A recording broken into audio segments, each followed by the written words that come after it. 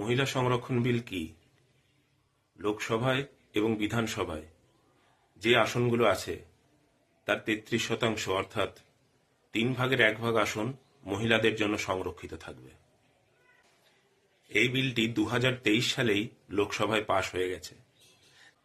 দুদিন আগে যেটা নিয়ে লোকসভায় খুব আলোচনা পাশ হলো না যে বিলটা, সেটা হচ্ছে ডিলিমিটেশন বিল, মানে সীমানা পুনর্নির্ধারণ করা। আমাদের লোকসভায় 543টা সিট, সেটা সেই 1973 সাল থেকে চলে আসছে যে 543টা লোকসভার আসন।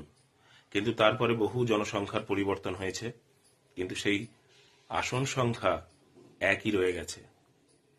সরকারের বক্তব্য ছিল সেই আসন সংখ্যাকে পুনর্নির্ধারণ করা, মানে লোকসভার আসনের সীমানাগুলোকে জনসংখ্যা অনুযায়ী পরিবর্তন করা।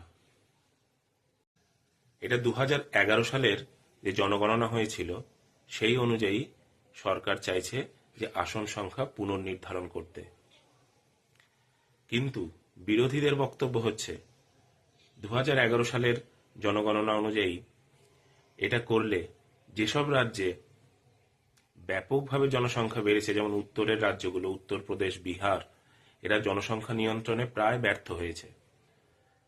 এই বিপুল জনসংখ্যার কারণে ওই জায়গাগুলোর আসন সংখ্যা অনেক বেশি পরিমাণে বাড়বে।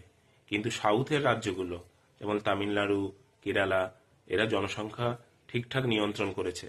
সেই জন্য জনসংখ্যা যেহেতু এদের এখানে কম বেড়েছে, ওদের লোকসভার আসনগুলো ওখানে কম বাড়বে।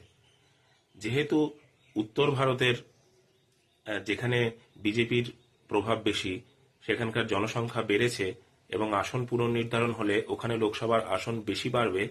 সেই জন্য বিরোধীরা ভয় পাচ্ছে যে লোকসভায় তাদের ভয়েস বা কণ্ঠস্বর কমে যাবে।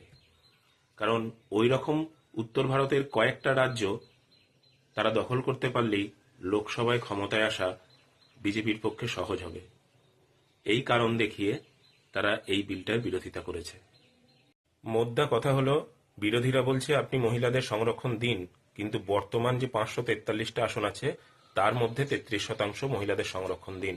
কিন্তু সরকার চাইছে ওই 543টা আসন বাড়িয়ে 846টা আসন করতে এবং তারপরে মহিলাদের সংরক্ষণ করতে।